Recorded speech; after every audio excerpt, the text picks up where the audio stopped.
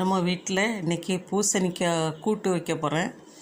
இந்த கூட்டு எப்படி வைக்கிறதுன்னு பார்க்கலாம்.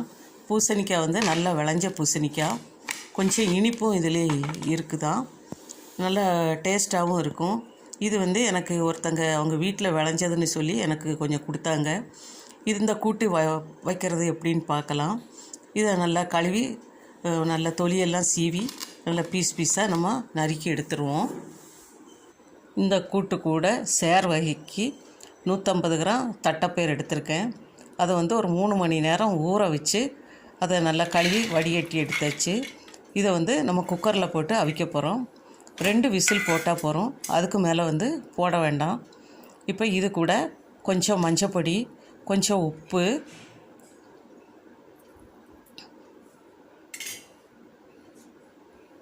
அது முங்குற அளவுக்கு தண்ணி கொஞ்சம் ஊற்றி நம்ம வந்து மூடி போட்டு மூடிடலாம்.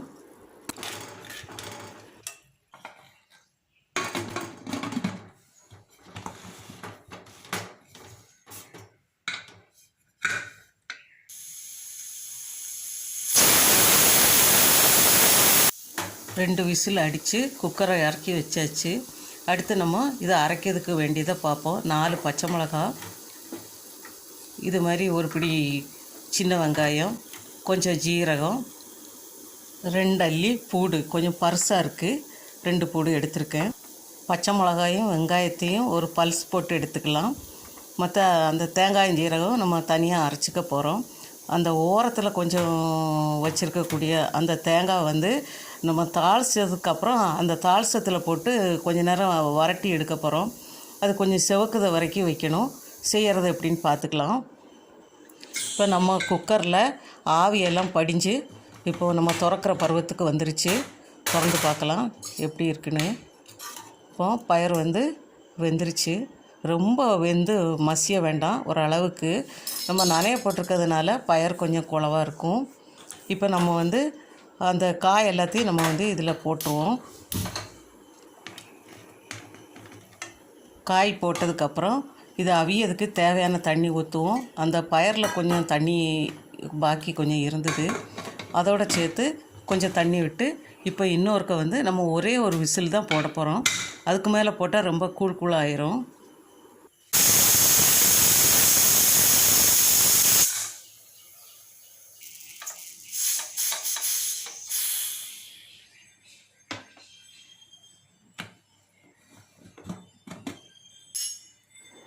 இப்போ பூசணிக்காய் வந்து அவிஞ்சிருச்சான்னு பார்ப்போம்.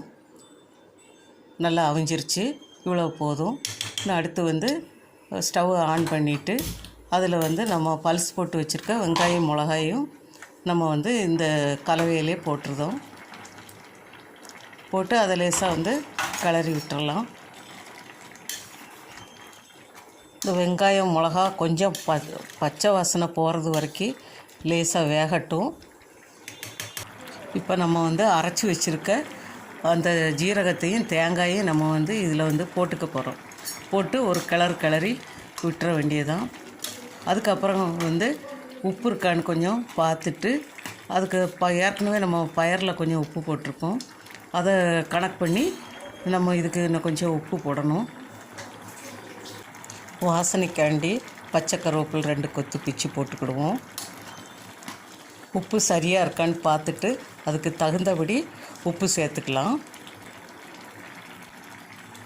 ஒரு டேஸ்ட்டுக்காண்டி கொஞ்சமாக வத்தப்பொடி சேர்த்துக்கிடுவோம். இதை கிளறி விட்டு இறக்கி வச்சுட்டு அதுக்கப்புறம் தாளிசம் பண்ணிடலாம். தாளிசம் வந்து நல்லா மைனூட்டாக பண்ணணும். அப்படி பண்ணும்போது தான் டேஸ்ட்டு சூப்பராக இருக்கும். இந்த ஒரு கூட்டே போதும், நம்ம எவ்வளோ சோறு வேணாலும் சாப்பிடலாம். இது மாதிரி ஒரு தடவை செஞ்சு பாருங்கள் ஃப்ரெண்ட்ஸ். இதுக்கு வந்து நான் தேங்காய் எண்ணெய் தான் ஊற்றியிருக்கேன். தேங்காய் எண்ணெய் தான் இதுக்கு வந்து நல்லா டேஸ்ட்டாக இருக்கும். மறுபடியும் உங்கள் சௌரியம் போல் ஏதாவது ஒரு எண்ணெய் எடுத்துக்கலாம். தாளிப்புக்கு உளுந்து, கடுகு, வெங்காயம் கொஞ்சம் தூக்கலாக ஒரு 3-4 வெங்காயம் நறுக்கி பொடிசாக நறுக்கி போடணும். அது கூட வந்து ஒரு 3 மிளகாத்தல், அப்புறம் வந்து கருவேப்பிலை, இதெல்லாம் போட்டு நல்லா செவக்க வறுக்கணும். வறுத்ததுக்கப்புறம் தேங்காயும் போட்டு நல்லா வறுத்து அந்த தேங்காய் வந்து நல்லா பொன்னிறமாக ஆனதுக்கப்புறம் நம்ம அதை எடுத்து அந்த சேர் வகையில் ஒன்றா ஊற்றி நல்லா கிளறி விட வேண்டியது தான்.